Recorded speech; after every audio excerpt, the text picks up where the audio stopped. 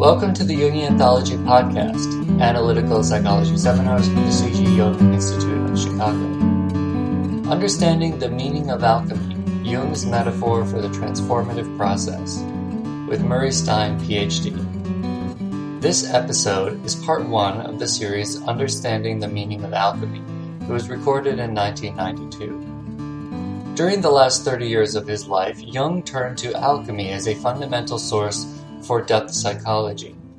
In alchemy, he found images and thoughts that were uniquely fitted to his perceptions of psychological life, that confirmed his views of spontaneous activity and directedness of the unconscious.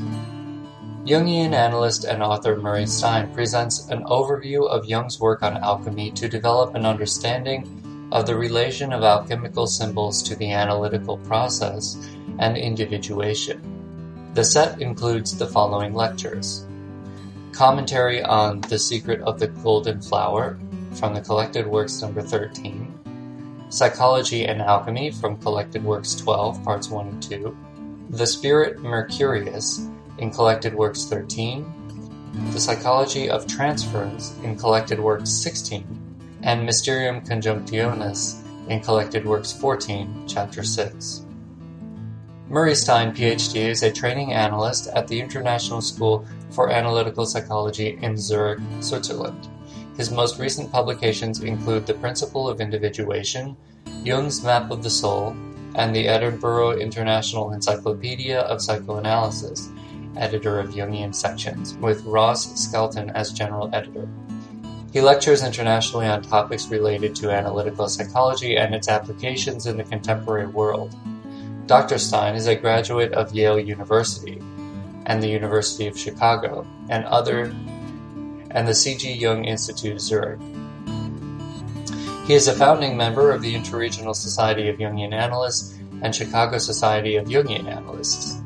He has been the president of the International Association of Analytical Psychology and is presently a member of the Swiss Society for Analytical Psychology and president of the International School of Analytical Psychology, Zurich. And we'll have a link in the notes to the complete series, as well as a link to all the lectures by Dr. Stein. We're going to spend the week together and become alchemists, or at least psychological alchemists, I hope. And I want to encourage each of you to read as much as you can of these texts. If you haven't already read them in preparation for the course, to be busy about it during the week, because we will be really considering these texts in some detail and basing our discussion on them. These are extremely interesting, profound, but also difficult texts to read. And so if you don't get it through the first time, I've been reading them for 20 years, and each time I read them, there's something I didn't see before, and that's what he's up to here, and that's what he's trying to get at. And it takes many, many readings. It's like reading poetry or the Bible or something like that. The texts are, as Jung said about a lot of his writings, double-bottomed. And there's a kind of superficial level that you might think you get, and then you read it again and you see other resonances, and there's something else that he's really after. And so there are many layers, different things going on in the text, and nuances, and we'll try to pick up some of those in the course of the week. So our discussions will be text-based. Each day has a text assigned for it. And I don't know if we'll get through all these texts. We certainly won't get through them in detail, but we will try to stay on schedule, so that today we will consider the text called Psychological Interpretation of the Golden Flower, and tomorrow we'll look at Psychology and Alchemy, which is volume 12 of the Collected Works, parts 1 and 2, focusing mostly on part 1. On Wednesday we'll look at Jung's essay, The Spirit Mercurius. Thursday, The Psychology of the Transference, and Friday, Chapter 6 of Mysterium Coniunctionis, Volume 14. Before we start with the first text today, Secret of the Golden Flower, I want to put these writings, all of them, into a context of Jung's overall opus, his life and work, so that you know where he is in his life and sort of what's going on, what's come before. Just get that up on your screen. You've all been through basic concepts. Some of you have gone through the certificate course, so you have a sense of the timeline of Jung's life and where he was, what he was, his age and so on, what he was doing at various points. So I want to locate these texts on that timeline of Jung's career, his life and work, before we start.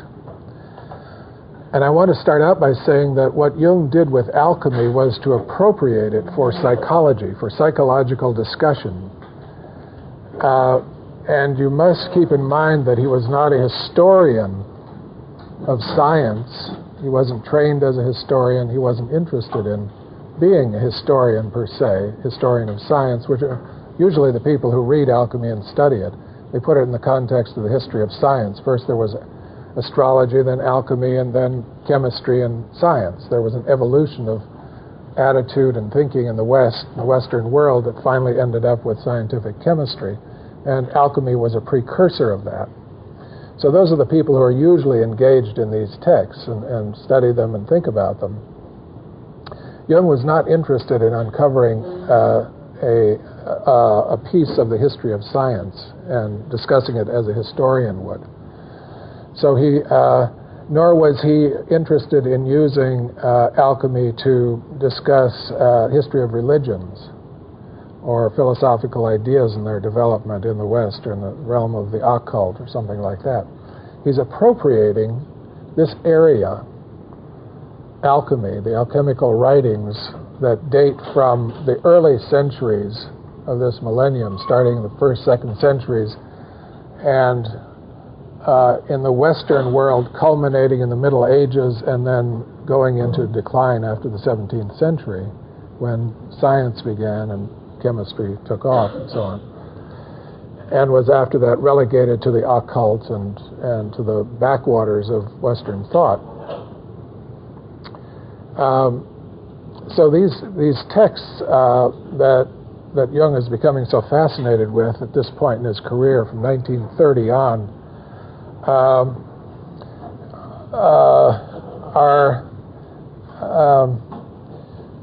play a role in his thinking, and an increasingly important role in his thinking from 1930 on afterwards. But we have to say that every text ultimately is about psychology. He's doing psychology in these texts. He isn't practicing alchemy. He isn't interested in the history of science, history of religions per se, although he includes that material. But really he's interested in saying something about psychology. And that's the thread as you read the alchemical texts, always to pay attention to what is Jung saying about the psyche and about psychology. Well, then the question becomes, what has alchemy got to do with that? Why introduce alchemy at all? Is alchemy to be seen simply as a metaphor for psychology? That isn't quite right with Jung. It's more like alchemy is an amplification, but why use alchemy instead of fairy tales or myths or other places that Jungians reach to when they want to amplify something psychological? Why was alchemy so important for Jung? So that's something we'll want to think about. And I won't answer that right away. I think Jung hints at it in the foreword to the second German edition of the essay on the secret of the golden flower, and we'll look at that in just a moment. Before about 1930, Jung didn't mention alchemy very much. I tried to do just a quick glance through the collected works that are made up of essays and books that he wrote before 1930 to see if in the index there's any reference to alchemy. And it's a little hard to tell from the collected works because Jung went back and rewrote things sometimes. And so there, for example, in volume 12, in volume 5 that was written in 1912, the symbols and transformation of the psyche, or symbols of transformation in the collected works now. you will find a few references, mostly in footnotes, to alchemy. But alchemy was not an interest of Jung's before about 1930. I mean, a serious interest. Not nearly as much as, say, Gnosticism was an interest, or Eastern religions, or the Upanishads, or something like that. Alchemy really did not catch his attention until he got this document from Richard Wilhelm, the Chinese alchemy text on the Secret of the Golden Flower, and was asked to write a commentary on it. That was about 1928, I think. Published with Wilhelm in 1929. Wilhelm translated the text from Chinese into German, and Jung wrote a psychological commentary on the text. And it was his engagement with this text that really turned him on to alchemy, he says, and there's no reason not to believe him. And we'll try to see in the whole week that we've got ahead of us, why is alchemy so important to him? Why was it such a tremendous fascination? And it was an incredible flowering of intellectual activity and interest in his life. Now keep in mind that in 1930, Jung is 55 years old. His career is pretty much behind him. I mean, most people are thinking about retirement by that time and moving to Arizona and playing golf. This was not on Jung's program. But nor was it on his program, I'm sure, that he would produce the massive amount of work that he had that lay ahead of him in the next 30 years. Most of which is either on or about or heavily involved with alchemy. There's hardly anything he wrote after this period, after the age of about 55, where he doesn't bring in alchemy in an important way. And but by 1930, you know that Jung had all the major pieces of his theory in place. He had the theory of the complexes, which he developed very early, before 1910, basically. He had the whole Freudian thing behind him, theory of repression, theory of the unconscious, relation between conscious and unconscious that he works out in his 2 essays in analytical psychology that began about 1916. He has psychological types out of the way, published in 1921. He has the theory of archetypes in place. He has the theory of libido, finished, written in 1928. He's got a major psychological theory all in place, all finished, all done by the time he starts alchemy. Well, he should have. If he's going to be a major psychological theorist by the time he's 55, he better have it in place. So what he's doing after that, from 55 till he dies at 86, is filling in, detailing, deepening, and that's what he uses alchemy for. And what is the deepening? Mainly his theory of the collective unconscious, which is his major contribution to psychology, the theory of the collective unconscious, and that's why alchemy is so important to him, and the theory of the self. Those are the two main features of his theory that he's going to spend the rest of his life building up, detailing, adding evidence for, writing extensively about. He doesn't do any more work on psychological types of any significance. That's done, 1912. Doesn't do any more, 1921. He doesn't do any more work on the theory of complexes of any major significance, or really on the theory of the archetypes. That is pretty much all done. But what he's doing now is detailing and bringing evidence to bear. He wants to beef it up to show that, or to make the case more convincing that the archetypes do exist, that the collective unconscious is a reality, that the self does develop toward consciousness over the course of an individuation process. He has to detail all this stuff. He can't just say it happens and it's there. Now he wants to show you how it works. And he's learning as he goes as well. He learns much more about the self. Before 1930, he hardly uses the term self.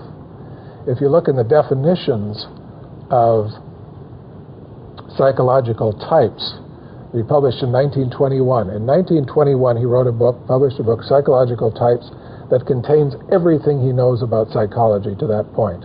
It's a tremendous compendium of his understanding of the psyche, the dynamics and structure of the psyche. It isn't just a book about the psychological types. It's a book about the dynamics of the psyche. Everything that he knows by 1921, he puts in that book. And at the end of the book, he has a chapter called Definitions. And there he defines all his terms extensively. He's got 4 or 5 pages on soul, for example. He talks about the anima and the animus. He talks about the shadow a little bit. Lots on the ego. But the term self is not included in 1921. He does not have that term yet. Now, when you pull psychological types off your bookshelf like I did this morning, and you go back in the definitions and you look up self, you will find an entry. But it was included when the Gesammelte Werke, the collected works, were put out, which was in the 40s or 50s, whenever that was in German, I'm not sure. In English, of course, the translations came along a bit later, a decade or two later. But he added that, and there's a little footnote that says he did, he added the term self later. So in 1921, he did not have the term self. It was a discovery that he made in the 20s. Or he came upon the concept of the self in his own thinking, and the evidence for it in his dreams and the dreams of patients, and the individuation process, and how that is wrapped around this concept of self, which is something that he details very carefully in these alchemical texts. All of that still remained in the future. But it was in the 20s sometime, and I don't know exactly how this came about, that the concept of the self dawned on the horizon and then became more and more important until it became an absolute obsession. It occupied the center of his thinking after about 1930-35. And it culminates in his last great works, Ion, where he has a chapter called The Structure and Dynamics of the Self, the last chapter of the book. And in the last great work, Mysterium, Coniunctionis, where again he dumps more or less everything he knows about alchemy and psychology in a grand summation. But the concept of the self is the central driving force in this late work. And we'll see how he picks it up in The Secret of the Golden Flower, and how that's a thread that will follow through all of these texts as a major feature of his thinking. And I think one of the reasons that alchemy was so important to him was that he saw in the alchemical fantasies and thoughts the same thing that he was grasping for in his earlier psychological work, in his own inner experience, and that is the center, the archetype of unity and wholeness that he talks about so extensively. And all the paradoxes that brings into play when you try to apply a concept like unity to something as complicated and diverse and pluralistic as the psyche. How do those two things fit together? You know, is the psyche made up of complexes, archetypes, a pluralistic system that sort of hangs out there like a group of planets? Or is there a unifying factor that organizes it, that pulls it together, out of which it comes, to which it goes, which it orients itself around? That's what he's going for. He wants to find that center and elaborate it. And that's what comes onto the screen in full flower in Ion, published in 1949.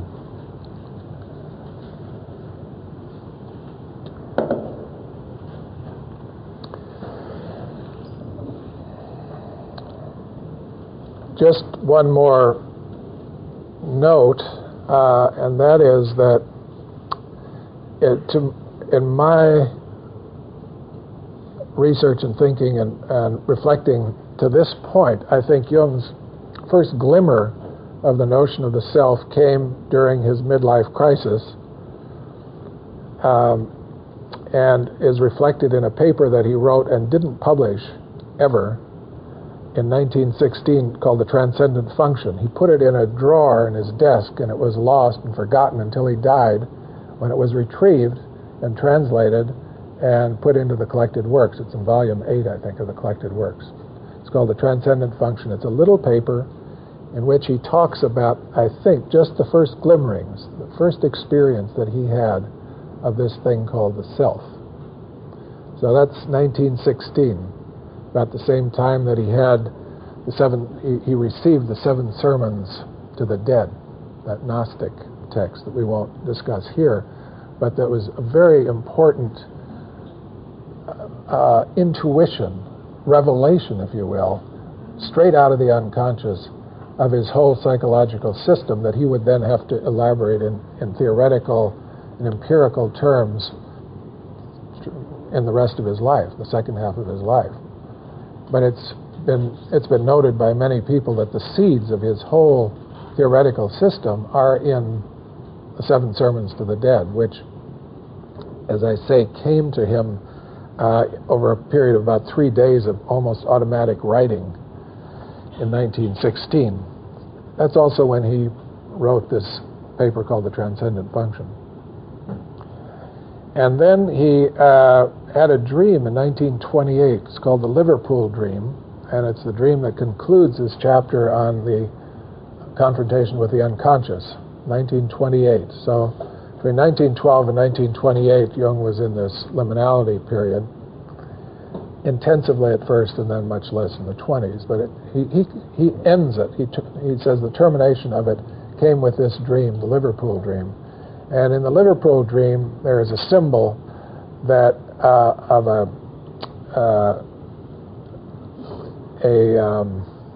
place in a city, a circle, 5 or 6 streets coming to it, and in the center of the circle, a fountain with light shining on it, a square and a circle, and we can read through that dream in a little while. But that, for him, was an image of the self that came to him as a dream, and you'd say a lot of his work on alchemy was an amplification of that dream and his later reflections on the self.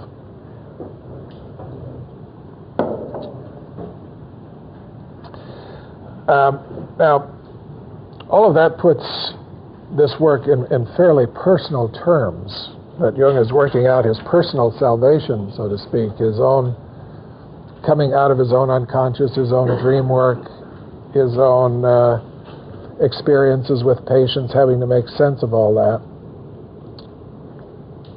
And Jung himself did say, after all, that every psychology is a personal confession at some level. And that's certainly true here. But there is another side of Jung that we shouldn't give short shrift to, and that is Jung the scientist. And that is a side of Jung that is not very much appreciated in our time, because he was not a scientist in the way we think of scientists in a laboratory running experiments that can be replicated and so on. But he was a scientist in an earlier sense, maybe a sense that will come back someday, but in the sense of what Jung himself called the Empirical Method. I just recently found out that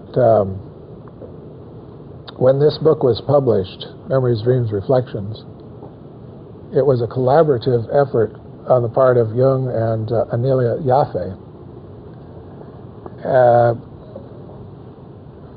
She's more or less the author of the book. He talked a lot and she wrote it down and actually wove all the pieces together and created the book. Without her, we wouldn't have this document. But certain parts of the original manuscript were not included in the publication because the family objected to portions. And I always thought, oh, that's that Tony Wolff story. They didn't want that in there because it embarrassed the family. It turns out that a missing chapter that, if the family's permission can be obtained, will be published, is on Jung's relationship with William James. I have no idea why that was not included. I don't know what was controversial about it or why the family objected to it. But in that chapter, according to people who've read it and told me about it, Jung talks about a visit that he paid to William James after meeting him with Freud in 1909. Remember, they went to Worcester, Massachusetts, and gave the what's the name of the college there? Clark University. Clark University gave the lectures there together. On that occasion, Jung met William James. But the story is that he came back to the States on a secret trip and spent like a week with William James in Cambridge. Now, if you read William James on empiricism, radical empiricism, and so on, the empirical method, varieties of religious experience, there is an uncanny similarity in approach to what Jung does. And when Jung says that he's an empirical scientist, gathering evidence, sifting it, sorting it, not making judgments about it, putting one piece beside another, listening to witnesses, listening to the testimony, don't pathologize it, just listen to it. Put it out there and sort it and see what you've got. That's William James. That's the empirical method. So when Jung says, I'm an empirical scientist, he's following William James, who was, in addition to being a medical doctor and a psychologist, a very great philosopher, probably the greatest philosopher America's ever produced. And certainly highly respected in continental philosophy in Europe, more than he is perhaps in this country now, where philosophy has taken this other turn, very technical and analytic and so on, as following other trends in philosophy in the English school and so on. But when Jung claims to be a scientist, I think we have to take him seriously in that sense, that he really did feel that he was pursuing his investigations on a solid scientific foundation. And that has to be put over against his a too personalistic interpretation of his work, to say that, well, he was just working out his own psychological issues. You know, he needed to heal his soul, so he was all fascinated with images of union of the opposites because he was so split himself. Well, there may be that aspect to it, but there is another. Beside that, there is this person who is investigating material out there in the public domain. He often invites other people to come and look at the material, look at the evidence, collect it yourself. What do you find? Let's compare findings. The scientific side of Jung. And that's there from the beginning. If you believe his autobiography anyway, that he wanted to be a scientist when he was a little boy. You know, he didn't want to be a magician or a witch doctor, or he wanted to be a scientist. So a lot of people have projected the magician on him later, but his self-identity was very much wrapped up with the whole scientific, Western scientific opus. I'm a scientist among other scientists doing science. Now, science is in the public domain. Everybody can come and participate if they're smart enough and learned enough and want to take the time to do it. It's out there, and we can discuss it and talk about it. It is not private. It isn't esoteric. It's exoteric. And Jung wanted his work to be exoteric, not esoteric, not to be a little private club where people get together and groove on, you know, these wonderful intuitions. He wanted it out there. If you can prove that I'm wrong, I'll listen to you. Okay? I want truth. That's what Jung is after. I want the truth about the psyche. And the closest he ever got, he felt, to saying the truth about the psyche is to say it's a paradox. The psyche is a paradox. And we'll be looking into that a lot more as we go along. That's the bottom line. The final truth about the psyche is, as Jung could discover it through his own introspection and investigation of the materials, was it is a paradox. It isn't one thing, but it isn't two things either. It's one thing and many things. It isn't one and it isn't many, it's both. It's a paradox, okay? So that frustrates rational thinkers. Is it one or is it many? Is it good or is it bad? And he'll never say it is one or the other. He'll say it is both. It's a paradox.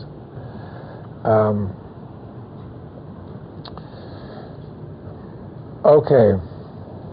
Now let's look at this particular text, Secret of the Golden Flower, and kind of go through it. And I thought maybe what I'd do is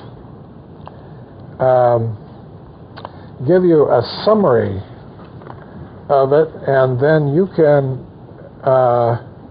lead the way, and we can discuss points of interest in it, okay?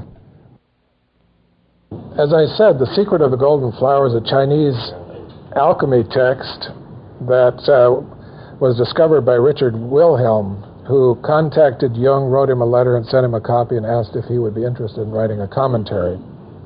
And they published this book together on The Secret of the Golden Flower in 1929 in German. Richard Wilhelm unfortunately died a year or two later, and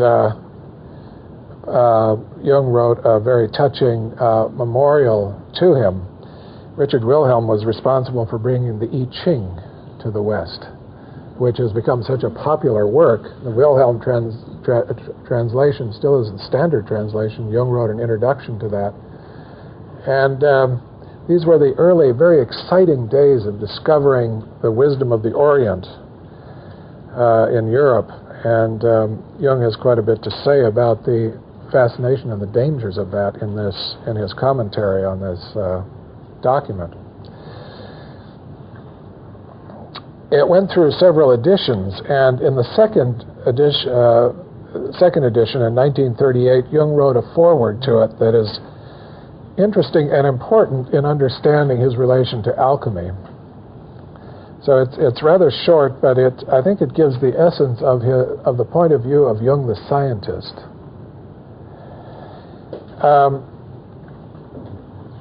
He says that alchemy, now by 1938, he'd gotten immersed in European alchemy, Latin and Greek alchemy. He didn't ever do very much more with Chinese or Oriental alchemy. This is the only time he really engaged that, but he became extremely interested in Western alchemy to the point where he built up one of the 3 or 4 greatest alchemical libraries in the world. It's still housed in his home in Küsnacht. The family hasn't been able to give it to the Jung Institute there because the Institute can't afford to house it and take care of it properly. It's extremely, extremely valuable. So next to the Mellons, who got interested in collecting alchemy because of Jung and gave their collection to Yale University where it's housed, Jung's collection of alchemical texts is world class. And if you look in volume, is it 19 or 20, the collected works where it's a general index, and they list all the citations, all the books that Jung ever cited in his works. Look under alchemy in there, and just in references, alchemy, and you'll find 5-10 pages or so, small print, one after another, of the alchemy texts that he would consult and footnote or use in various ways in his work. So by 1938, he was in the thick of alchemy, but Western alchemy.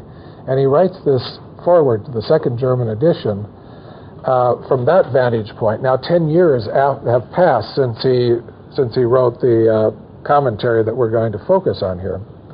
But there he does put forward the notion of why alchemy is so important to him. He says it's because of the parallels between what he can find in the alchemy texts and his own psychology.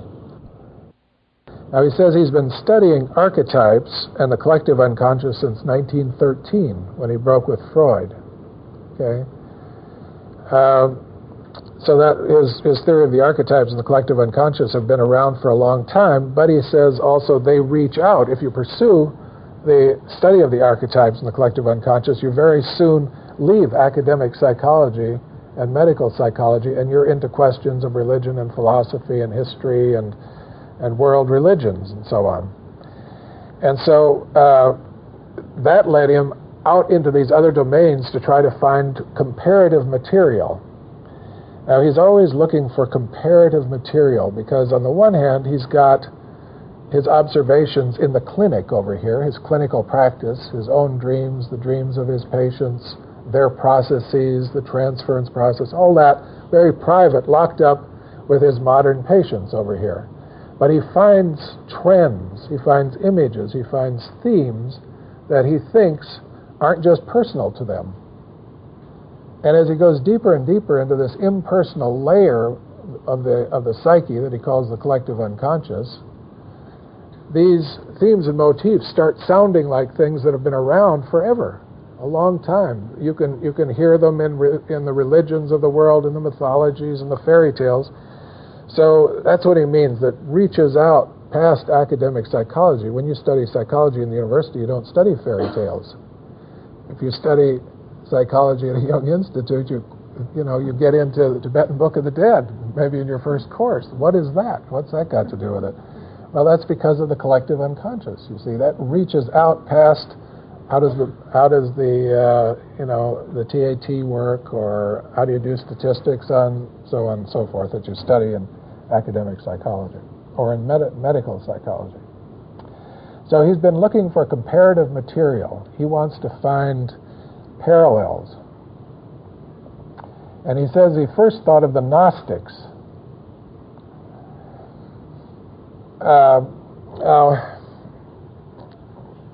That opens up a whole discussion on Jung and the Gnostics.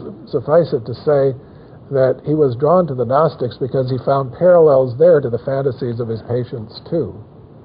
Let's put it that way. That in the Gnostic speculations and experiences and descriptions, he found images and themes that struck him a lot like what he was finding in his clinical practice and his own personal work. So he looked to the Gnostics, but he says they're too limited, and you get too little reporting of the primary experience. You get a lot of philosophizing and metaphysical speculation, but you don't get much description of the actual experience that the Gnostics were having. What was the vision? What did he say to you? What did you say to him? What was the dream like exactly? And so on. So there wasn't much imagery in it, and mostly speculative philosophy. Also too fragmentary, he said, and too ancient and far away. Well, the texts that he had to work with were very fragmentary, and the study of Gnosticism has changed a great deal since Jung died because of the discovery of the Nag Hammadi texts. And so now there are actual intact versions of the ancient texts, which Jung didn't have accessible to him in his time. If he were alive today, he might find those very interesting. I don't think he would have abandoned alchemy particularly for them, but I think he would have found that there's a lot more there than what he had to work with before. Now, so anyway, the Gnostics weren't satisfying, and he couldn't get too far with them. And then came the Wilhelm text, Secret of the Golden Flower, and he says this furnished the missing items, because this led him to the study of alchemy in the West. And in medieval alchemy, he says, he found the missing link. Were they looking for missing links then already? I guess, sure, after Darwin, everybody's looking for the missing link between the animal kingdom and the human kingdom, right? So there's that term. He found the missing link between gnosis, that ancient speculation about the cosmos and so on, and modern depth psychology. Alchemy is the missing link that ties this tradition together. And what ties them all three together, gnosis, alchemy, and modern depth psychology, as he practiced and experienced it, is that they are all based on and reflective of and bring up into consciousness the collective unconscious. The collective unconscious is the layer that underlies all three of these disciplines. And the same collective unconscious that the Gnostics were experiencing in their visions and the alchemists were experiencing in their laboratories, modern man and woman experiences in the psychological laboratory of analysis, depth work, when you start paying attention to your dreams, intensively delving into the unconscious and active imagination and so on. You unearth this same kind of material. Now, of course, psychology, he will say, is going to deal with the material in a very different way from the way the alchemists and the and the Gnostics dealt with it. Gnostics would believe it as a religious doctrine. The alchemists would project it into matter and try to make gold out of it, unless they were very sophisticated philosophical alchemists. And whereas in analytical psychology, one tries to make psyche out of it, make consciousness out of it. You don't treat it as a faith statement or a belief system. You don't externalize it into the world and try to enact it or act it out, but you try to contain it and build consciousness out of it, build a new kind of conscious attitude out of this material. So psychology is a kind of container in which the material can be received, held, and transformed. Well, that receiving, holding, and transforming is something that he found very much in common with the alchemists, except they did it out there instead of in there the way in psychology one pursues it. But they had their containers, their vessels. They filled it with material that was supposed to have this magic property, this magic substance in it called the prima materia, and then they tried to transform it in the container through their operations and watch it and observe it until it came to its final culmination in the gold, which was the highest value or consciousness or what Jung would call realization of the self. Only for them it all remained outside. For Jung, this is all going on, but it's inside. The gold is inside, it isn't outside. The self isn't projected anymore. So when we get to his statement about the 5 levels of consciousness in the Mercurius document, you'll see what he means. It becomes an inner process rather than an engagement with objects in the world around you, whether in the social world, in the material world, in the chemical world, or anywhere. It's an inner process. Now, by picking up alchemy and studying it so intensively, Jung claims that he is doing science.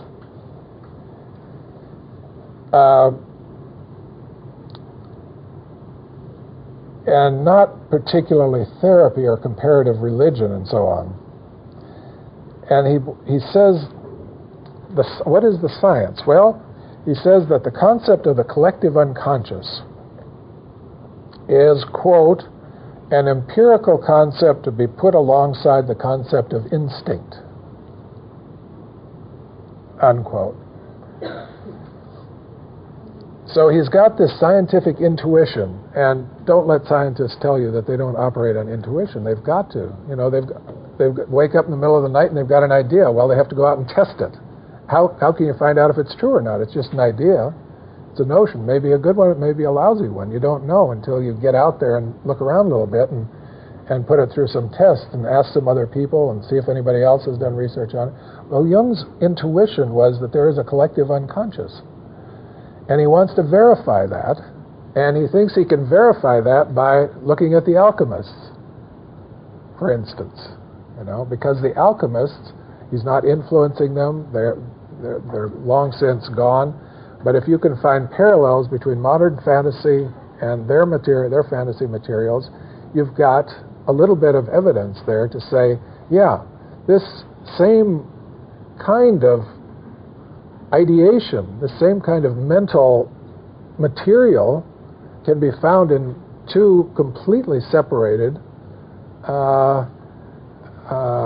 they didn't influence each other, one didn't cause the other, they're completely separated in time and space, and yet they're coming up in these 2 different contexts. That's evidence that down there underneath, driving this ideational process, is this thing I want to call the collective unconscious. This is a basic substratum of the human mind that produces certain kinds of fantasies and ideas. In every human being, no matter where they live, no matter when they live, they're going to come up with something like this if they let the psyche speak, either through projection, dream, fantasy. It will just bubble up with this stuff. And so he's trying to prove that. He's trying to get empirical evidence that the collective unconscious exists. And that's what alchemy is so good for, he says. I think that needs to be taken seriously. Jung really did think he was doing that, and I think there is Jungians are not noted for their scientific efforts. They're great interpreters, they're great scholars. Some of them can think their way out of a paper bag. Others are so intuitive they throw themselves to the ground and miss. They're known for their intuitions. They aren't generally known for their scientific endeavors. And I think Jung would be disappointed in a way that the field has taken this direction, that it isn't more scientific, that we aren't doing this kind of work, that hasn't really continued in a serious way. And that's maybe left for some of you all to take up in your future opi. Is that the plural of opus? Opi? Okay, so that is the foreword to this, and I wanted to get that out there on the table before we start our discussions of his alchemy texts, just to underline that we are dealing with a scientific undertaking here.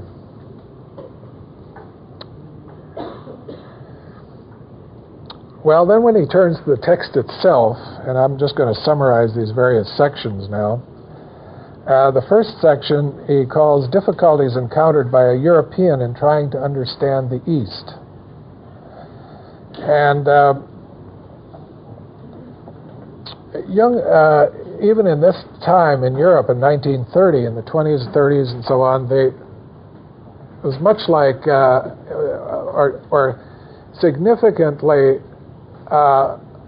surprisingly like California in this sense that there was so much interest in Eastern religions and people were starting to practice techniques of yoga and meditation and becoming very enthusiastic about adopting the ways of the East, because these texts were just beginning to seep into Western culture and they were very interesting. The teachers were coming around, the gurus were beginning to appear, and they were drawing great followings.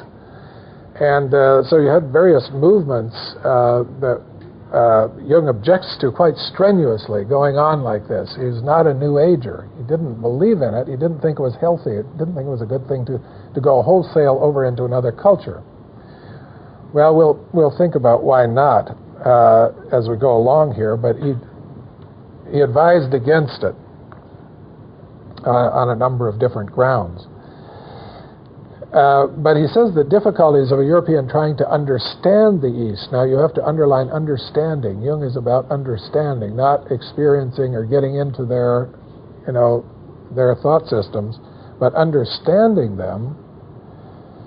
He says that Western science, with which he's identified, is distant and detached and looks at objects from a distance, whereas the Eastern views are based on experience and built up out of experience. So that for Westerners to come at it from the point of view of a scientific attitude, they often can't understand it very well at all. So naturally, then they'll want to go over into the experience side and experience it, which Jung also advises against. So is there another way for a Western scientific type person like himself to grasp this, to make some sense of it? And that's what he's going to try to do in his commentary. He says Westerners either imitate the East or, which they shouldn't do and must not give up their scientific attitude. The problem then is how to grasp and understand the text without undervaluing it and saying it's all nonsense, it's not scientific, or overvaluing it, going over too far the other way. Well, this middle approach is what he has to offer. Modern psychology offers a possibility of understanding that is not based on doing the yogic practices, nor is it too distant and too unempathic. It's an in-between position. And how is he going to do this? Well, he says there is a parallel. Now, again, he's working with parallels. And remember his fascination with parallels.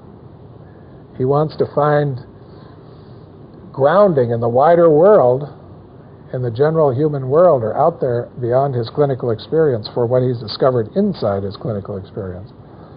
He says there's a parallel between the content of the Chinese text and the psychic development of modern European patients. Okay, there's a parallel that you can see. And he says this parallel is due to there being a substratum beyond all racial differences, beyond all cultural differences, historical differences. And this common substratum is the collective unconscious.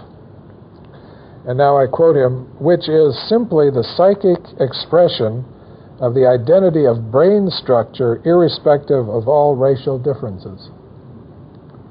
Here's Jung, the biologist, now. And he says the collective unconscious is common to all human beings because all human beings have an identical brain structure.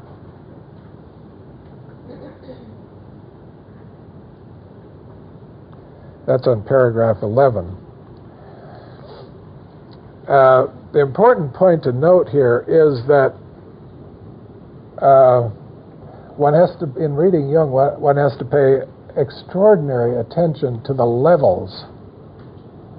At what level are you working and thinking? If you're working at this level of the common substratum, you're talking about instincts, and beside that he wants to put the collective unconscious, the archetypes. These are common human heritage. Okay, at one point in his teaching career, he drew a pyramid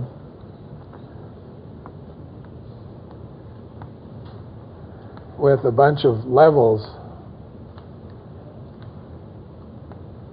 at the top being ego, and then family, I think, family and culture.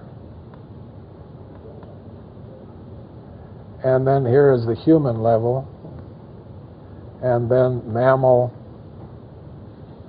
and so on, down through the organic, inorganic substrate. This is the human psyche cut into sections. And the smallest section up at the top is the ego. Now, if you're talking about the difference between Chinese and European religion, for example, and experience, you're talking from this level up. You aren't talking about this level. If you're talking about common human experience, the common human denominator, the archetypes, the instincts, you're talking about this. And that's related to brain, to physiology, as well as to what he will say is the source of the archetypes, which we went through last summer. If you were in the class last summer in the basic theory, you know this, that the instincts are rooted in the body and the archetypes are rooted in the spirit. And the spirit is common to all human beings as well as the body. Okay, so those are the commonalities.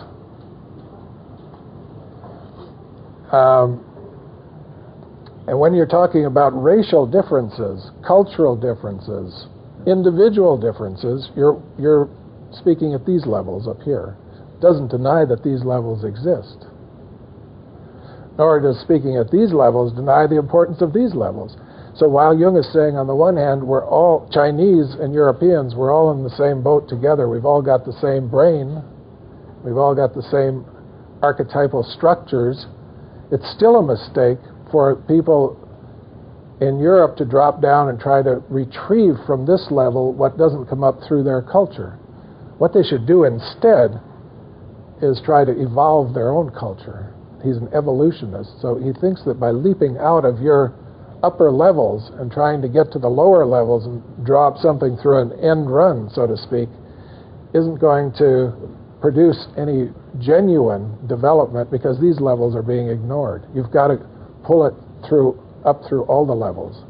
Growth has to come up from the bottom, but through all the levels and touch all the levels. They all have to be transformed. If you make this kind of an end run, you leave complexes. This is where the complexes live, in here. And so then you get a kind of pseudo-intellectual development that doesn't rest on history, on personal history.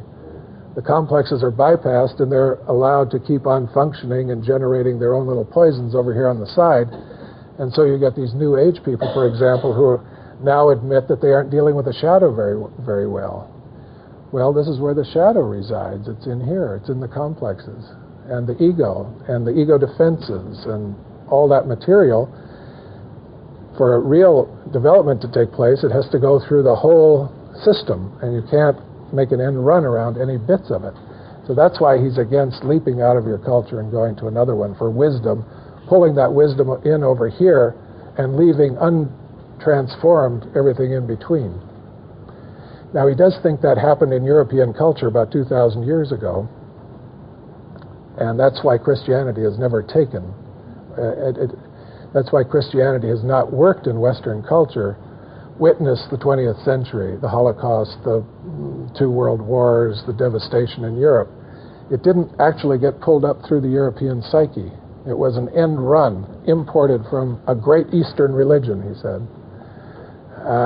And so that whole discussion of the European psyche and the Christian influence is a very complicated one, but that's the basic point, that the European tribes were baptized at the edge of a sword, the end of a sword, were forced into it, and it didn't transform their complexes. The Wotan element, their unconscious, was left untouched. You get a superimposed layer of conscious ideals resting upon a mythological substructure that then erupts all the time and breaks through those ideals. There you've got European history, in Jung's view. So it's an untransformed psyche that the European is dealing with.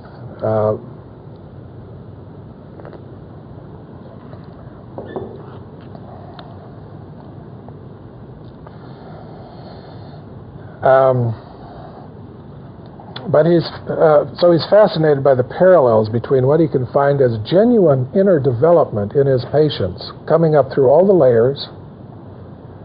Okay, in analysis, you deal with the complexes as well as the archetypes, and the archetypes as well as the complexes, and you try to pull it all up together. And the development that he sees, the spiritual development, or development of the psyche, the attitude that he sees in this text from China. And he notes the necessity for keeping a balance between the yang of consciousness and the yin of the collective unconscious. Well, more on that later. Here's the parallel that he sees between his patients and the text. There's a modern patient who suffers a conflict. There's too much conscious development, too much one-sidedness, there's a neurosis, there's a split in the psyche, you get the conscious ego separated from the unconscious, from the instincts, sort of a typical overdevelopment of one-sided consciousness on the part of the patient, resulting in a neurosis. So he suffers a conflict from the opposites, which is a conflict that's insoluble in the terms given. An insoluble conflict, and then that person sits down in analysis, struggles with it for a period of time, and outgrows the conflict. And he says a new thing appears, which creates a new, higher and wider attitude that relativizes the givens of the conflict. But this solution is produced by fate or by time. And it simply comes about. It just happens. It isn't made. It isn't created. It isn't imposed. It isn't an attitude given by the teacher externally. This discipline of letting things happen. Wu Wei, he says. That's Wu Wei. W-U-W-E-I. I pronounce it Wu Wei. I don't know if that's a correct pronunciation or not. Wu Wei is the practice of letting things happen. In German, it's geschehen lassen. Geschehen lassen is one of the 3 verbs that Elie Humbert says is critical to Jung's approach to the psyche. Geschehen lassen. It means to let the thing happen, letting it happen. And that's what he would practice in his analytical sessions. He would say, I don't know the answers to your problem. You've got this terrible conflict. You're married, but you're in love with somebody else, or you've got you don't know if you should take this new job and leave the old one because of the great risk, and you make a page and you make lists of things and everything cancels everything else out, and there you are. You can't make a decision. That's an insoluble conflict. And as he says, most important conflicts in life are insoluble. There are no answers in the terms given. And then you outgrow it. Something happens that relativizes it. And at one point, Jung tells the story of a woman who was walking to the lake to commit suicide. I think it was a patient of his.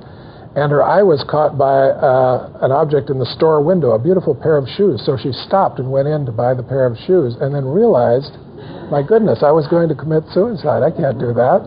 I've got to wear these shoes. Well, that's the new thing that appears, you see, just out of nowhere, and it relativizes the conflict. Suddenly you're in another space, as we say. And you see, oh yeah, I was so caught in that. I was so trapped in it. So Jung says it's like you see the storm in the valley, but you're up higher on the mountain. And in the lower layers, you still feel the storm. But from this perspective up here, you get a bigger picture. So you still feel the storm, but you've got this little point of observation that's grown up out of the storm, or you've climbed up out of the storm enough so you can see it. And you haven't, it seems like you haven't done very much. It comes by accident or synchronicity, as he would say later. Not a term he uses yet in 1930, but it's on down the line. It's something that just comes up spontaneously, that relativizes. Now, the art of letting things happen, he says, became for me the key that opens the door to the way.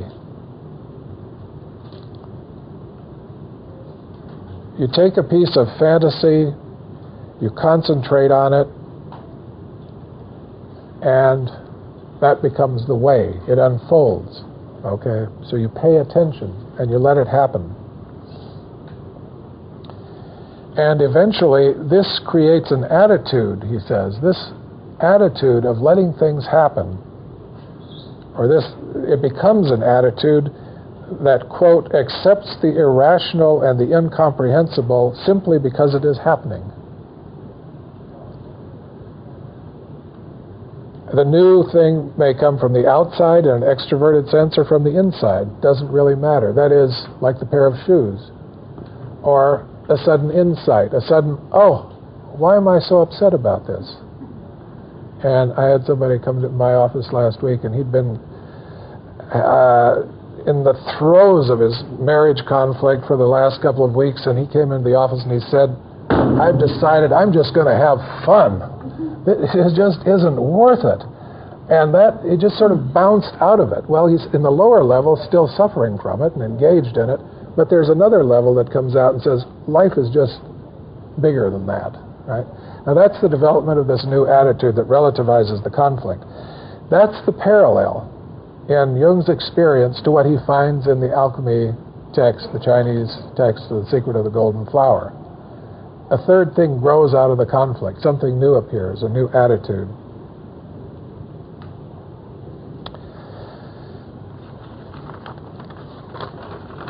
Now, the fundamental concepts, he goes into a couple of those of the text. The first is the Tao.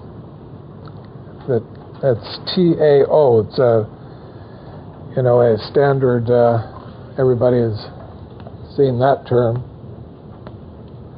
translated by the Jesuits into God.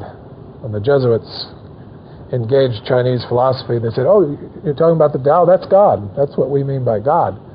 It's the ultimate term, or the way, the thing that holds the opposites together. So Jung says the Tao is, first of all, a method for reuniting what's been separated, namely conscious and unconscious, and now he's beginning to bring his Western scientific psychological understanding to bear on what does the Chinese mean by Tao.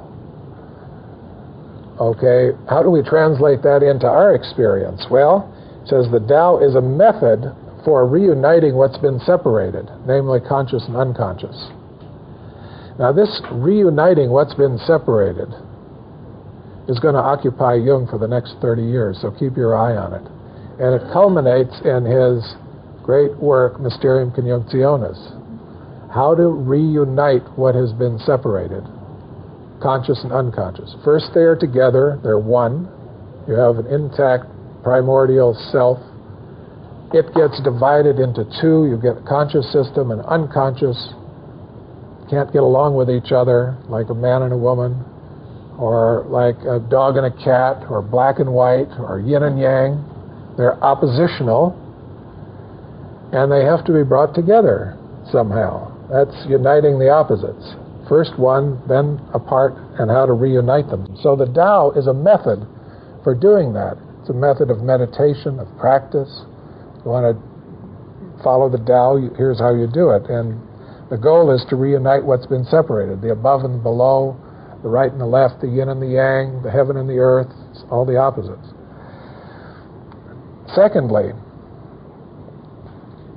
the Tao means the attainment of conscious life, which is more or less the same as the first thing. By conscious, we mean the conscious system, and life, when they speak about life, they mean what we call the unconscious. So conscious life is the union of the two systems.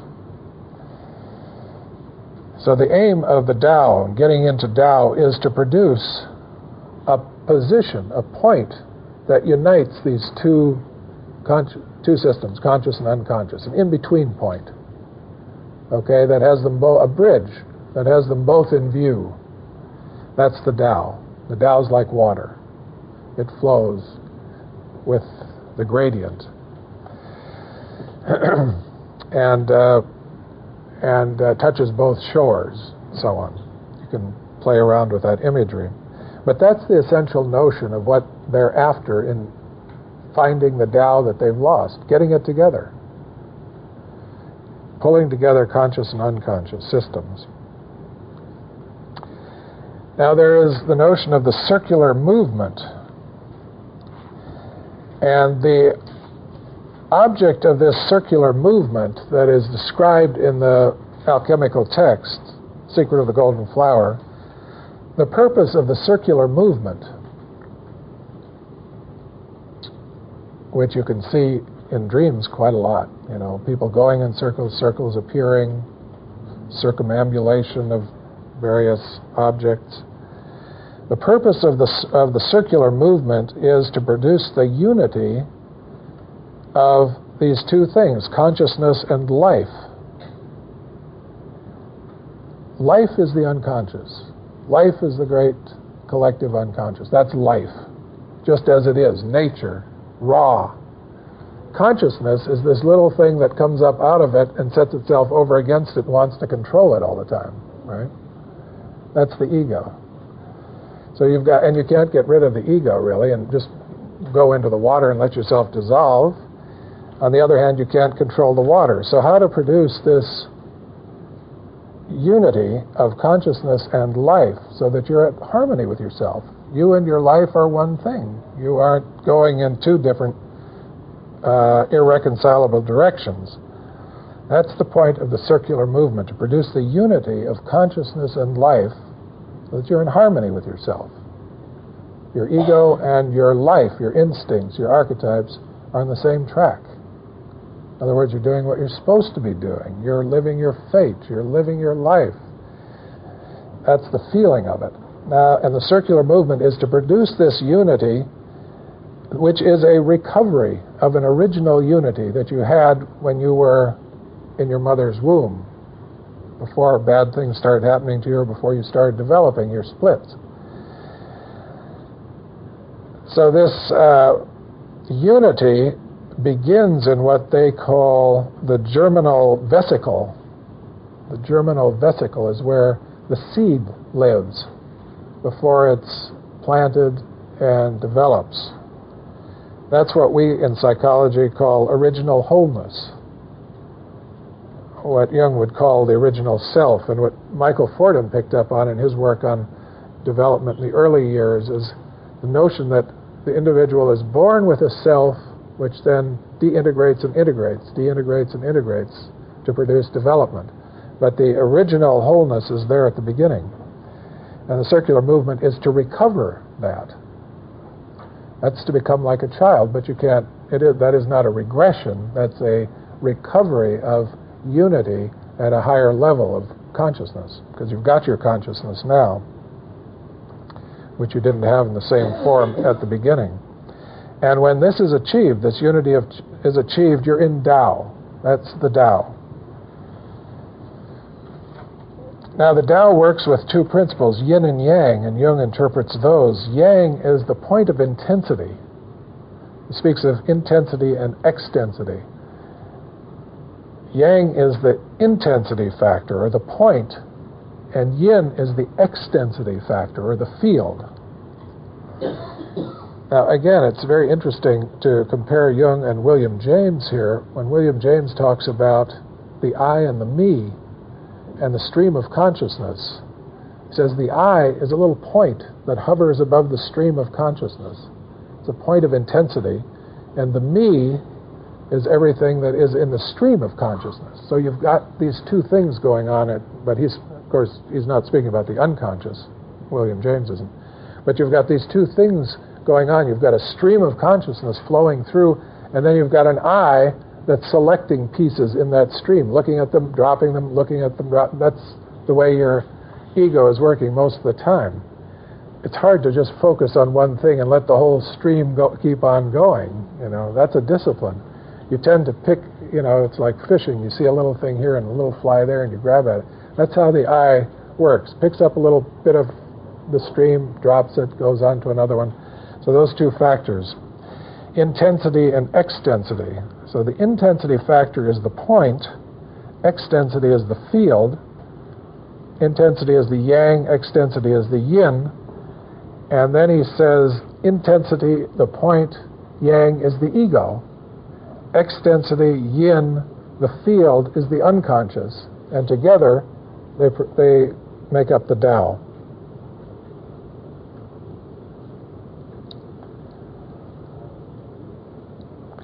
And they, in the text, work a lot with a symbol of light.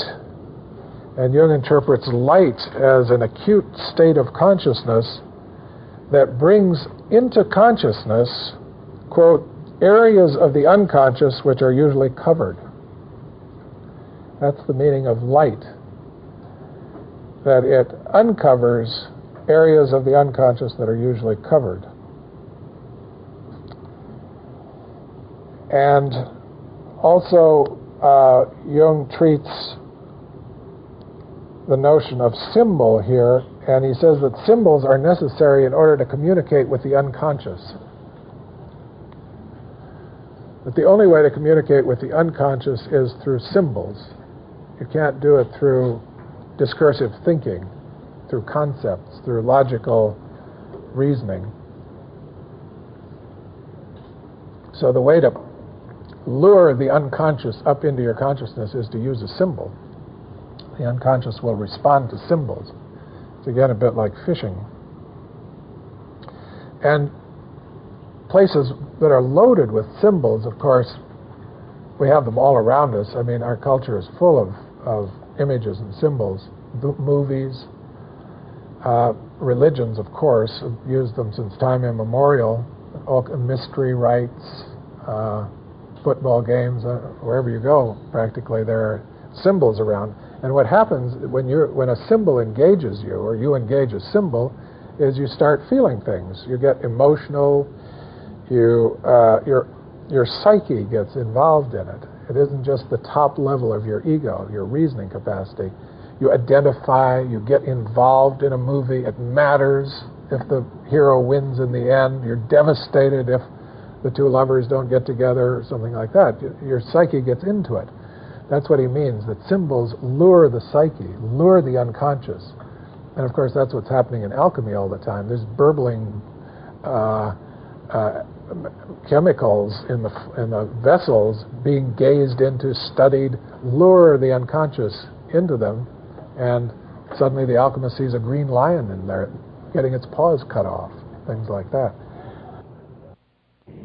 I have a friend who had a stroke, and I'm not sure this is quite the same thing, but it is related to the notion of the two hemispheres of the brain. The left brain is the linear side, and the right brain is the image processing and emotional side.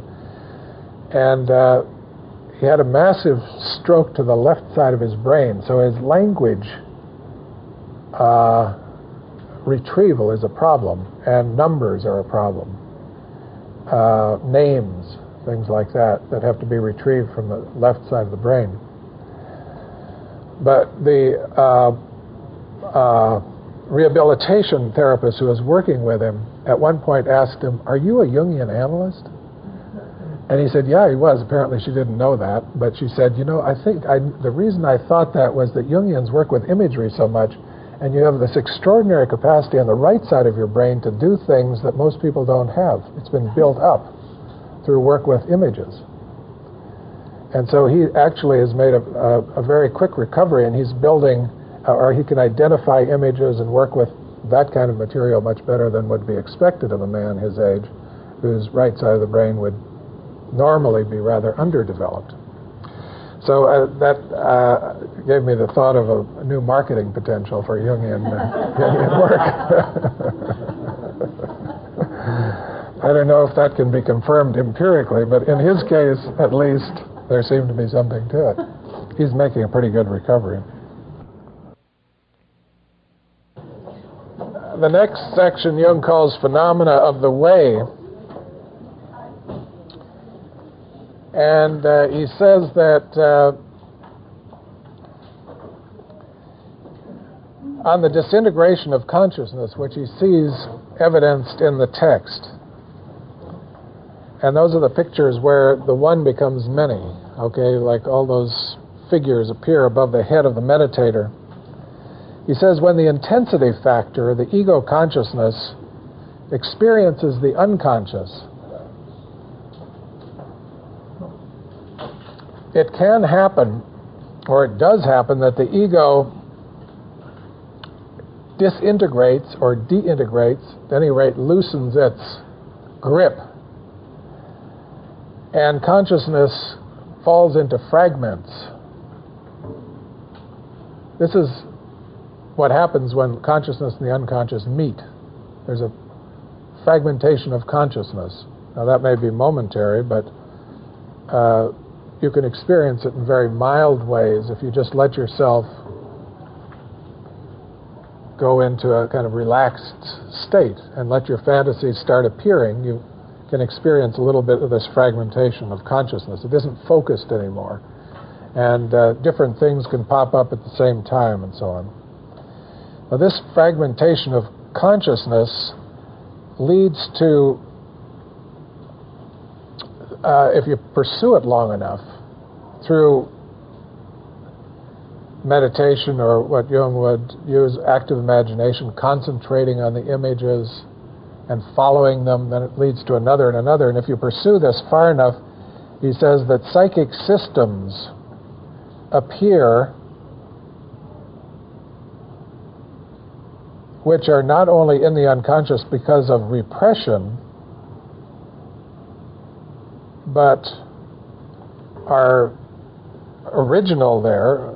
In other words, they aren't there because of repression, they're there because they're there, because they aren't in consciousness yet. And these bring new personalities up into the conscious world.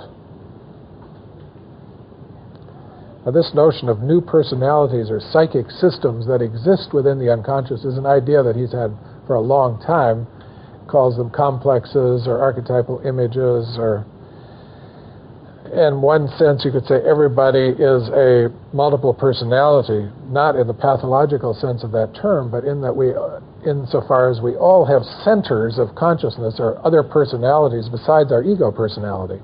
You can see those in your dreams. The dream figures each represent such a center of consciousness in the unconscious or another psychic system. And if you pursue them far enough, say you dream about your mother or your father, parental complex, and you pursue that far enough in active imagination, amplification, and so on, it leads you into the archetypal system, the father archetype or the mother archetype. And so whole psychic systems come up on the screen of consciousness, so to speak, if you delve into it, go into the unconscious far enough. these can even be experienced as incarnations or as revelations or, religious experiences. And in fact, that's Jung's idea of how religions come into being. People experience the archetypes. They have a revelation, a new personality, a superordinate personality, the self or an archetypal figure. Yahweh speaks to Moses at the burning bush. What is that? That's an archetype, Jung would say. It's an archetypal force. Or a Gnostic has a vision of the Redeemer coming and teaching. What is that? That's another personality. These aren't sub-personalities, they're super-personalities. Now, some are obviously also sub-personalities, animal figures or inferior sort of human beings, that is, inferior to the ego attainments of consciousness, moral responsibility, awareness, and so on. Shadow figures. All this kind of material comes up into consciousness when the ego lets go of its grip on this little piece of itself. It starts experiencing some of the underlying layers. But the downside of that is that this starts feeling less unified as an identity, starts feeling more fragmentary, a piece of things, not the whole of thing, not the whole thing or the center even of the whole psychic system. And Jung stresses the importance of realizing these daimons, D-A-E-M-O-N-S. It's not demons, they're daimons. That's a Greek word meaning guardian spirit. These are forces of the unconscious.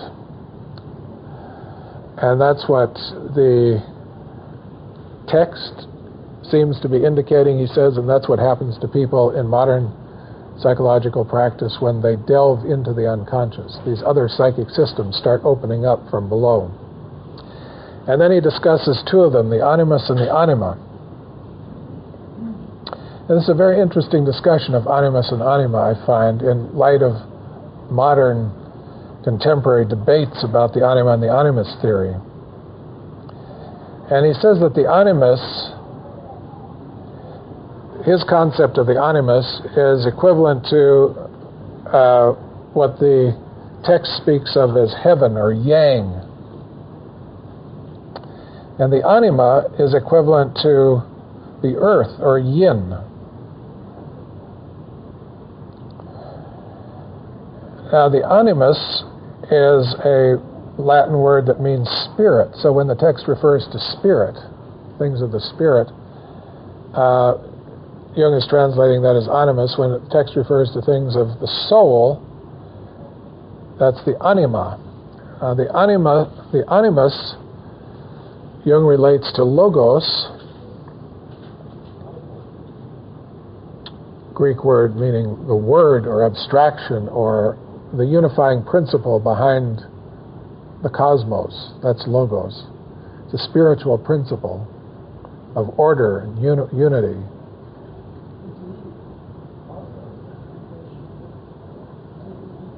Deed. Yeah, it's active. It orders things.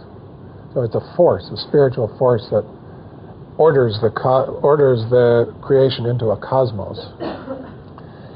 And the anima, Jung equates to eros, which is the Greek word for passion, love, feeling, connectedness.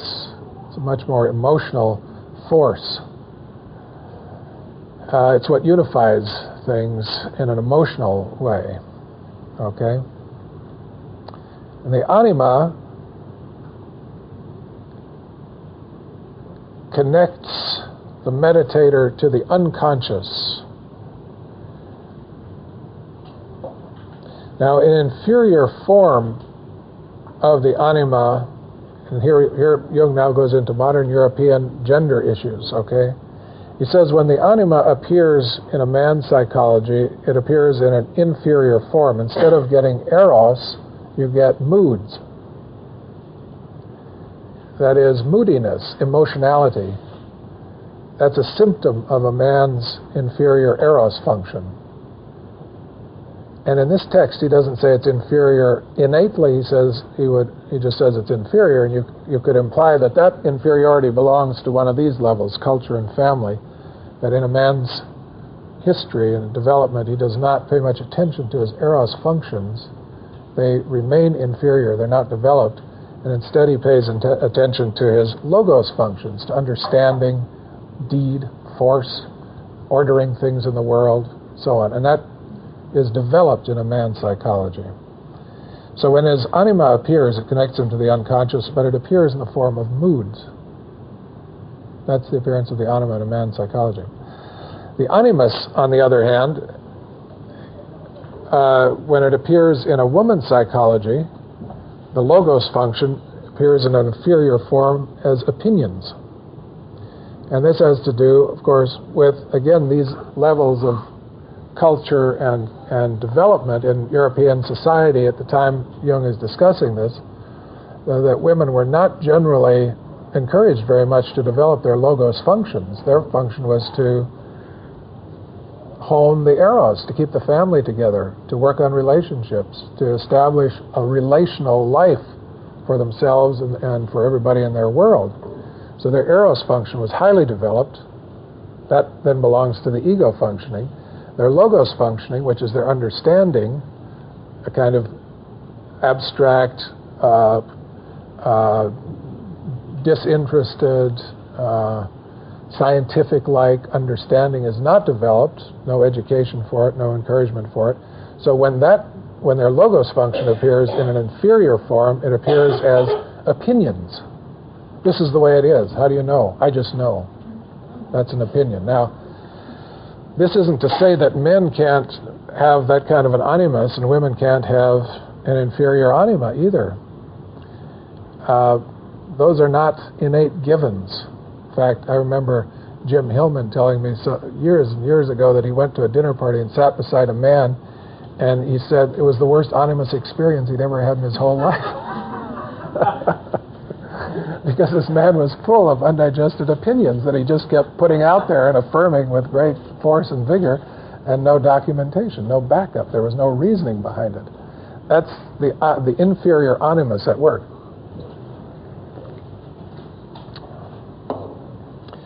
Now, in the psychology of the people that Jung was working with, the men tended to have developed their logos functions and not their eros functions, and women had tended to develop their eros functions and not their logos functions. And so the animus in a woman appeared as inferior and the anima in a man appeared as inferior. You could say in other cultures and other times, and our time may be approaching that with our new attitudes toward education and the workplace and all of that, and encouraging women and men equally as much as we can manage to become conscious and take the worlds of education seriously and develop themselves for the careers and all of that. Maybe everybody's going to have an undeveloped eros function. Say everybody will have inferior animas and superior animuses, and their relatedness will go to hell in a handbasket. There will be no relatedness, no sense of community, no sense of belonging, no sense of oneness, everybody out for himself, everybody understanding everything very well, but no emotional attachments to anything. We might get a culture like that. So everybody will have an inferior anima and be very moody and sulk on weekends because they have to work so hard all week, right? So you get very similar psychologies, men and women being structured in very similar ways. Now, the implication of this is that men and women both have anima and animus factors. You know, Jung doesn't say women don't have logos capacities and men don't have eros capacities. It's just what is developed and what isn't developed. They both have both.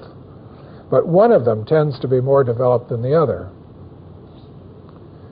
either because of an individual preference or because of cultural forces at work. But in the Tao, both exist as complementary opposites. And if the implication is that men and women both need to get into Tao, they both need to develop both and get them together, right? That is the individuation task, the task of pulling together, reuniting the opposites, the anima and the animus, or the eros and the logos, as much as possible, getting them both developed so that men nowadays, because of the men's movement and pressure from women and the whole cultural thing, have to work on their feelings a whole lot more and try to relate better and develop friendships and how to do all that kind of work that always was done for them, traditionally and historically. And women are being pushed into animus development or logos development in a way that they weren't before. But the point is that everybody has to do the work, men and women, in developing both of these factors or bringing them into relation to each other in order to achieve Tao, or the union of the opposite systems. Because what is undeveloped tends to stay in the unconscious. What is developed comes up into the ego. So when you bring ego and unconscious together, and ego begins to dissolve, it starts experiencing the inferior, undeveloped portions that have lain dormant in the unconscious until then.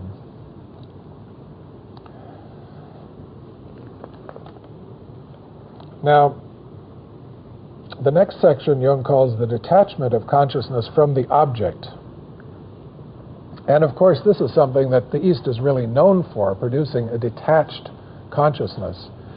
That has not been a particular goal of Western striving, except in science, where you try to get a detached attitude. That is, to be truly disinterested in outcomes. You're after truth. You aren't narcissistically involved in your pet theory.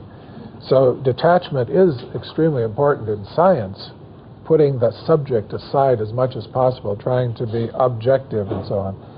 But it's a different kind of effort from what the East tries to achieve as detachment. And yet Jung says there is a strong parallel between what he finds happening with his advanced patients in therapy and what he sees as achieving detachment in the East and in this text. He says detachment from a psychological viewpoint hinges on breaking participation mystique, on abolishing participation mystique. Participation mystique, French term that Jung borrowed from Lévi-Breuil, French anthropologist. And Lévi-Breuil made the claim, much denied by later anthropologists and so on, but a claim that Jung found very interesting from a psychological point of view and more or less confirmed in his travels.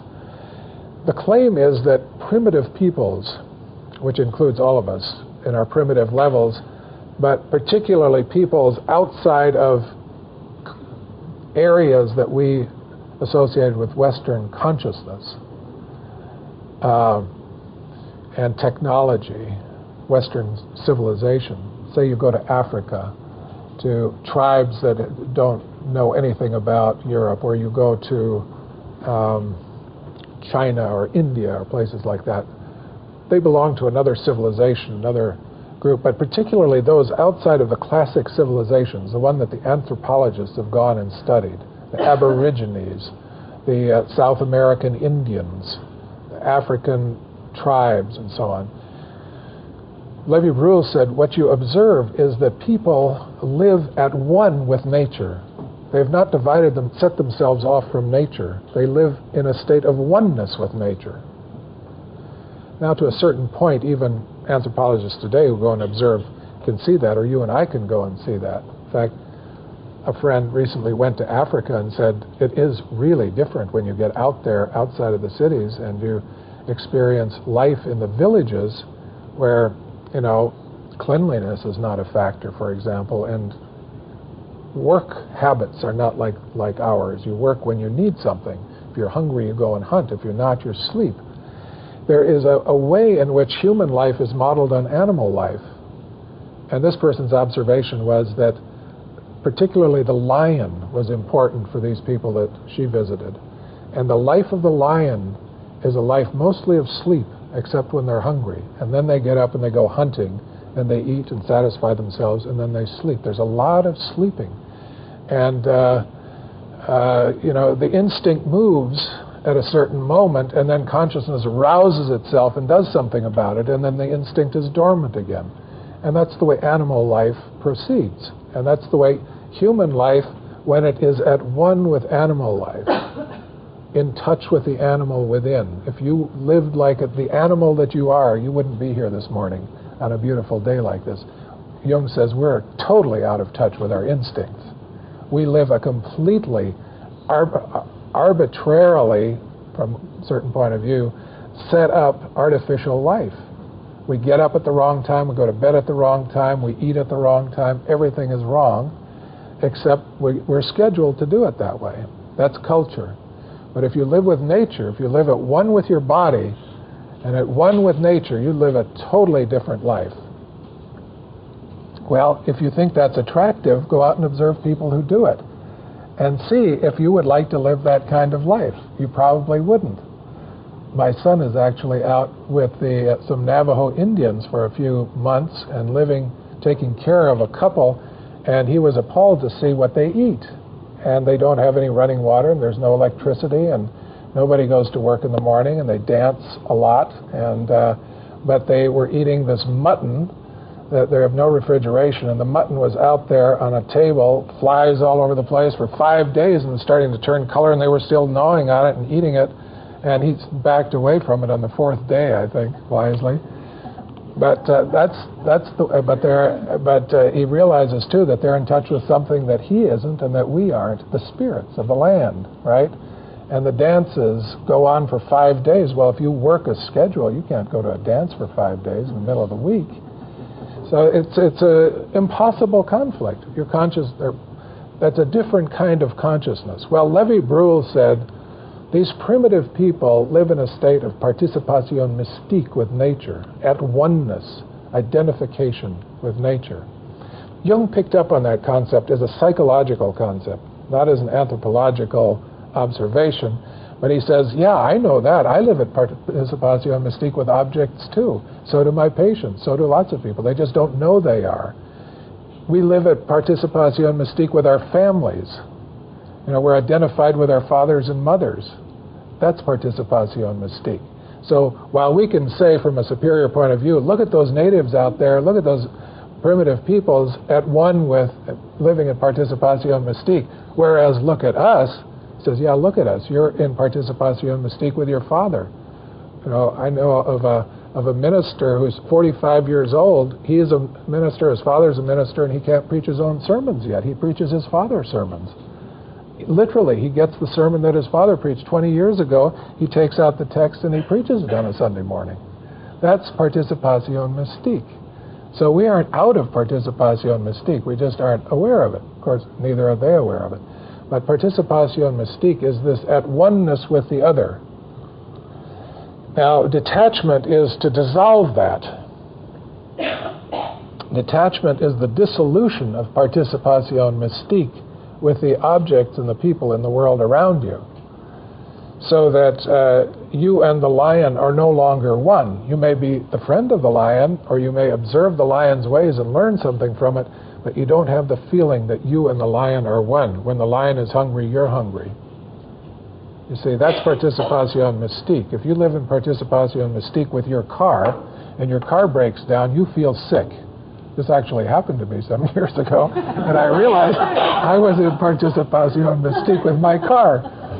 And the car was having trouble, and I was getting very worried about a lot of things until the car got fixed, and then I felt better again. So you can be in participation mystique with your animals, you know, your pets or your family members or your office. You know, you are identified with it. And if something bad happens to it, it happens to you. So this is a psychological dynamic that hasn't gone away. It belongs to us, and it's probably there for a good reason. And at the beginning of life, we have to bond with the world, you know, and mother-infant tie is participation mystique. That keeps the mother connected to the infant. That has a good survival value, that the mother wakes up when the infant is hungry. She doesn't have to be roused by somebody hitting her over the head or an alarm clock. She wakes up. Okay, that's participation mystique. The infant is hungry. I better, you know, I feel it in myself, and I'm going to reach out and do something about it. Or the father is in participation mystique with his child and demands that he go to college and fulfill himself. You know, that has a certain survival value in our culture. We don't just turn the kids loose and say, you're on your own, kid. Every individual, has to individuate. Tough, I'm really sorry, but you're going to have to pay your own way through college. You give your lifeblood for that unappreciative kid to go to college. Because you're betting on the survival value of an education in this culture. And he's an extension of you. So it has a function, but at a certain point in individuation and in development, one has to break that. Whether you're forced to break it by tragedy, divorce happening to you, something like that, that is a participation mystique coming to an end, a marriage, or important people leave you or die, or these terrible things happen. Tragedies force us to become conscious and to take back what we had projected into the other. Okay, so we'll get into this later. The whole analytic process is described in these terms too. First projecting, then taking back the projection. That's a consciousness raising activity. But when you do it, it has a couple of functions. The object becomes less powerful to you because you're detached from it, but the power that you put into the object comes into the self. And so the self, the ego self, becomes more powerful in relation to the objects and less dependent on the objects, less compulsively attached to the objects. And this is a natural process of growth when it doesn't happen by intervention of fate and forced development. Even without that, there is a natural way in which one lets go as one ages, and you can see this in people who age well. I remember some years ago, Joe Wheelwright, who was at his 80th birthday and was starting to retire from a very active, mostly extroverted, if you can believe that for a Jungian analyst, life, said that he was now retiring and he felt like the strings that had tied him to the world were snapping. And in the last years, he's retreated to his ranch in California, and one hardly ever hears anything of him. I mean, it's a tremendous enantiodromia into the opposite in his old age. But it is that what he had put out into the world and held him to the world and attached him to it and kept him and the world around him going so well for a long time came to an end, and now he was taking it back into himself. Well, that enriches the self on the one hand, makes it stronger vis-a-vis the objects, but the object world also becomes less important, and that is what the East recognizes as detachment, that the object world is relatively unimportant. It comes and it goes, and you're born and you're reborn, and 100 million years are but a blink in the eye of Brahma, and the Buddha comes every 10,000 years. I mean, the sense of time, that sort of detachment that the East has cultivated and is known for, is something we just have a little bit of a taste of because we don't really cultivate that kind of a detached attitude. But in the individuation process, as Jung observed it, happening naturally over a lifetime, it does happen too. As a person goes through all the stages, lives life fully at each stage, then as the later stages evolve, there is a breakdown or a severance of participation mystique with the world, an enrichment of the self, the inner life, and all of this can be seen as preparation for death, actually, of the final letting go of life as the ego has known it in this time-space scenario within this body. Now, what this does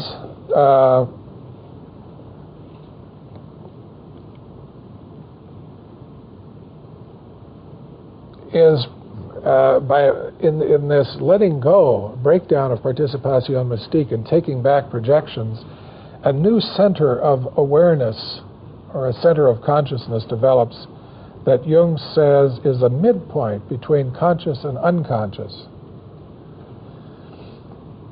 It's outside of participation mystique, but it observes the world. It isn't unrelated to the world outside or the world inside.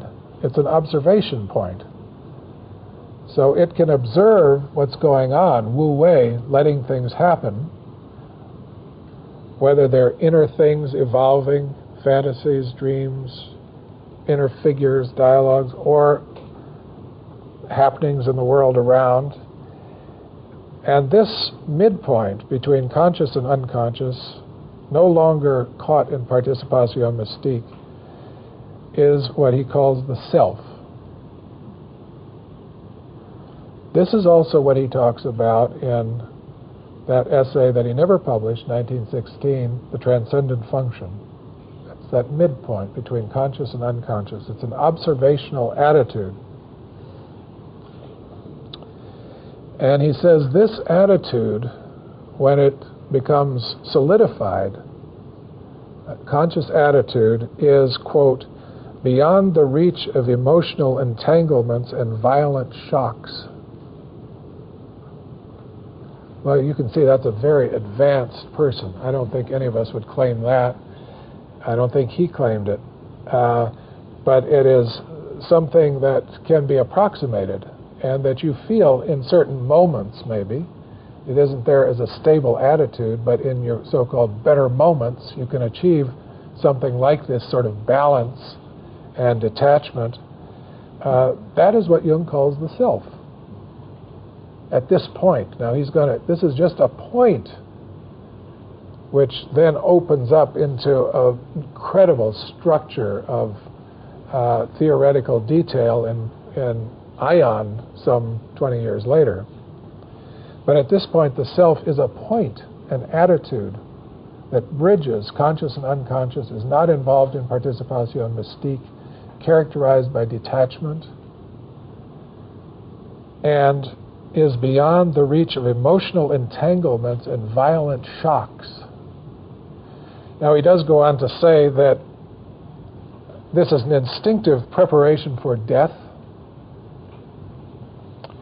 and also that even for people who achieve this to some measure, they continue suffering in the lower levels. Okay, there's always an amount of participatio mystique that continues unless one really achieves full Buddhahood in this lifetime or something like that.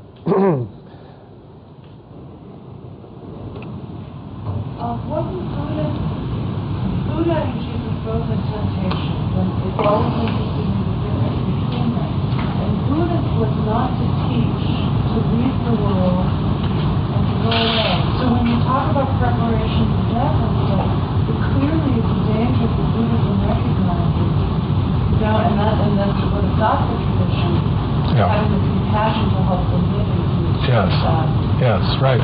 But not based on participatio mystique, based on empathy, compassion, it's a conscious attitude of caring, but not an identification with the object. And so if the object goes down the tubes that you're caring for, you can let it go. You know, it doesn't give you an emotional shock.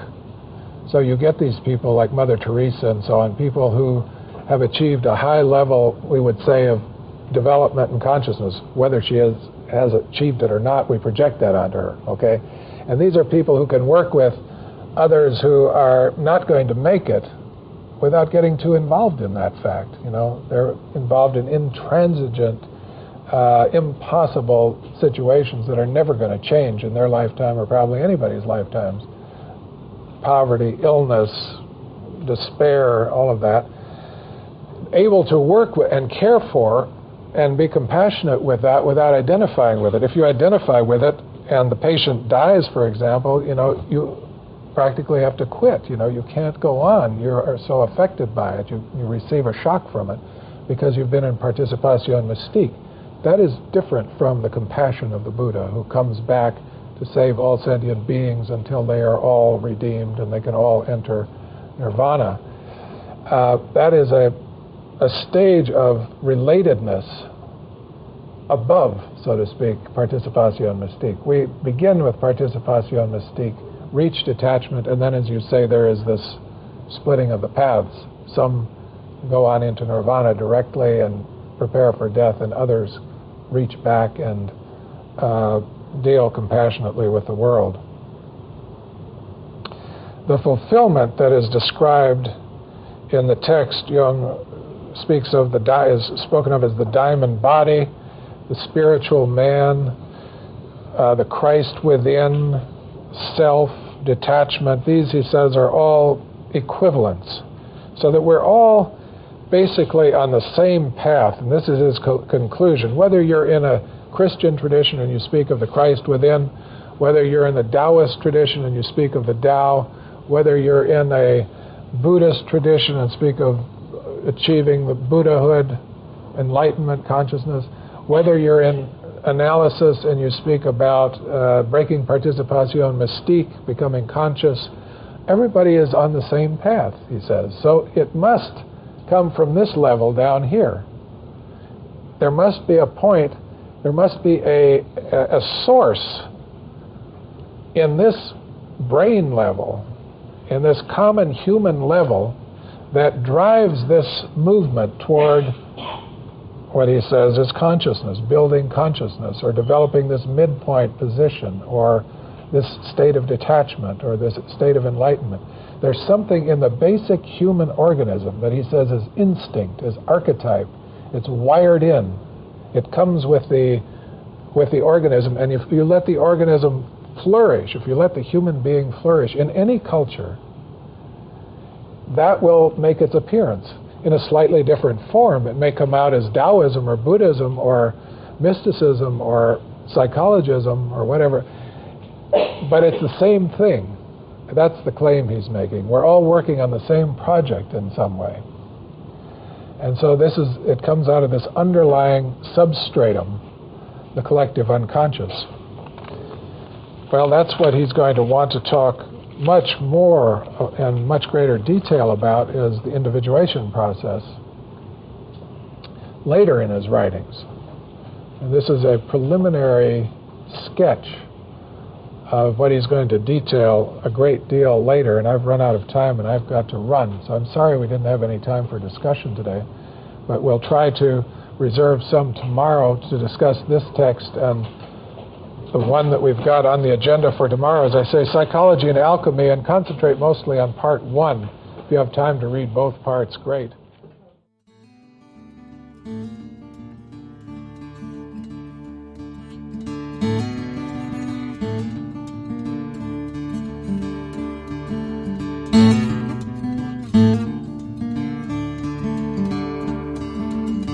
This podcast is distributed under a Creative Commons Attribution, Non-Commercial, No Derivatives license. Share it all you like as long as you maintain the attribution to the speaker, but please do not change it or sell it. If you like this episode, tell your friends about us or leave us a review on iTunes. For more information about classes, training programs, videos, audio, this podcast, or to find a Jungian analyst near you, visit our website, www.jungchicago.org.